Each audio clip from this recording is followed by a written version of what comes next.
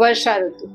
નમસ્તે. ઉનાળો પૂરો થયો, ચોમાસું શરૂ થયું. ચોમાસું એટલે કે વર્ષા ઋતુ ખૂબ મનમોહક ઋતુ, ચારે બાજુ હરિયાળી વાળી ઋતુ.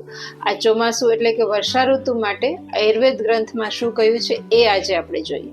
વર્ષા ઋતુમાં વાયુનો પ્રકોપ થાય છે અને વાતાવરણમાં જે ભેજવાળી હવા છે એ આપણા શરીરમાં શ્વાસમાં જઈ અને જઠરાગ્નિ કે પાચકાગ્નિને થોડું મંદ કરે છે. જેમ વાતાવરણમાં ભીનાશ વધે છે એમ આપણા શરીરની ધાતુઓમાં પણ ક્લેદ એટલે કે ભીનાશ વધે છે. તો આ જે અવસ્થામાં ફેરફાર થયા છે એને અનુરૂપ જ આયુર્વેદમાં ખોરાકના સજેશન્સ કયા છે. એ સજેશન્સ શું છે એ આજે આપણે જોઈએ. તો પહેલી આપણે વાત કરીએ અનાજ એટલે કે ધાનની. તો ચોમાસા દરમિયાન જૂના ઘઉં, જૂના ચોખા લેવાના છે. તો આ જૂના ચોખા જ વાપરવાના છે. નવું ધાન નથી ખાવાનું, કેમ કે એ ક્લેદ કારક કયું છે, એટલા માટે જૂના ઘઉં અને જૂના ચોખા વાપરવાના છે. જૂના ચોખા નથી તો એને થોડા કોરા શેકી અને ભાતનું ઓસાવીને કેટલીક પાણી કાઢીને વાપરવાના છે. બેઠા ભાત નથી ખાવાના.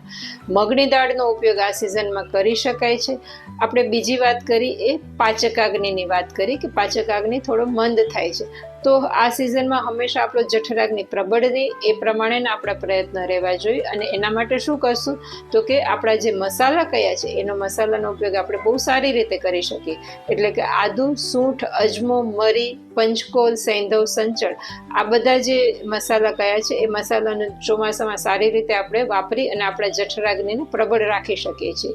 પણ હા, જેની પિત્ત પ્રકૃતિ છે, એણે ગરમ તાસીરવાળા છે, એણે આ મસાલાનો ઉપયોગ વિવેકમાં અને માપસર કરવાનો છે.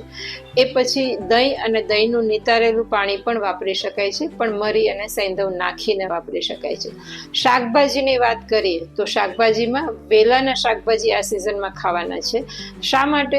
તો કે જમીન આખી પાણીથી તરબળ છે. તો જમીનમાં જે શાકભાજી ઉગે છે એમાં પણ પાણી ચડી જાય અને એક આથો આવવાની પ્રોસેસ ચાલુ થાય છે કે જેના લીધે એ શરીરમાં જઈને વિદાહ કરી શકે છે, પિત્ત સંચય કરી શકે છે.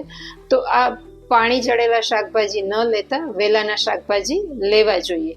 જૈન ધર્મમાં પણ હવે જે ચાતુર્માસ ચાલુ થશે તો એમાં લીલોતરી ખાવાની ના પાડી છે. એ પછી પાણીની વાત કરીએ તો ચોમાસામાં જે છે એ પાણી નવું આવે છે, આપણે ખ્યાલ છે. તો પાણી ઉકાળીને ઠારીને લઈ શકે તો વધારે સારું છે. સવારે એકવાર નવશેકું પાણી લેવું જોઈએ. તો આ ચોમાસામાં પાણી પણ ઉકાળીને ઠારીને લેવું જોઈએ. એ પછી બપોરે, જેમ આપણે ગ્રીષ્મ ઋતુમાં સૂવાની હા પાડી હતી, પણ ચોમાસામાં બપોરે સૂવાની ના છે, કેમ કે એનાથી મંદાગ્નિ વધારે થઈ અને અપચા જેવી તકલીફ થઈ શકે છે. એ સિવાય જે મધ છે એ ક્લેદ કાપનાર કયું છે, તો મધનો માપસરનો ઉપયોગ ચોમાસામાં કરી શકાય છે. પંચકર્મની વાત કરીએ તો પંચકર્મમાં કોરો શેક અને વરાળનો શેક લઈ શકાય. કોરો શેક એટલે લવણ, મીઠાને કોરા શેકી એની પોટલી બનાવીને જે ભાગમાં દુખાવો છે એનાથી શેક કરી શકાય છે.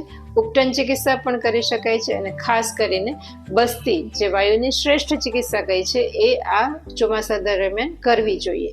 આ બધી જે વાત છે એ આપણા ચોમાસાની ઋતુચર્યા, વર્ષા ઋતુચર્યા અનુરૂપ વાત કરી છે અને એ પ્રમાણે આપણે આપણી ચોમાસાની ઋતુમાં સ્વસ્થ રહી શકીએ છીએ. Happy monsoon to all of you. Thank you.